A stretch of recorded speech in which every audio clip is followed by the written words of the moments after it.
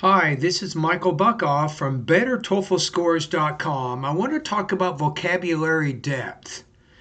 So, the TOEFL has SpeechRater and eRater, and these scoring engines, these speaking and writing scoring engines, they will evaluate the depth of your vocabulary. You want to make sure you're not just using basic vocabulary.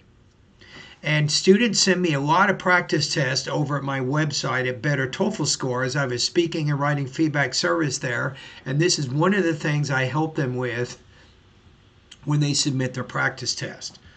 So let's talk about 5 effective strategies to show more vocabulary depth in your TOEFL speaking and writing tasks with examples. Number 1, use synonyms and paraphrasing thoughtfully. Repeating the same word can make your language seem limited. Paraphrasing shows flexibility and depth in vocabulary. Instead of repeating important, try significant, crucial, essential, or vital. It is crucial for students to manage time effectively. Number 2, incorporate collocations. Native-like word combinations, collocations, demonstrates natural usage and advanced control. It shows automaticity of language use. Just like it's automatic when you're driving a car on the freeway, you want to be automatic with your vocabulary. So instead of saying do a mistake, native speakers are not going to say that. They're going to say make a mistake. Or instead of saying strong rain, say heavy rain. Number 3, use topic-specific academic vocabulary. The TOEFL tasks often cover academic topics. Using precise subject-specific words improves clarity and tone. So instead of saying go up, use increase, rise, or escalate. The cost of living has escalated due to inflation. 4, include transition words and discourse markers.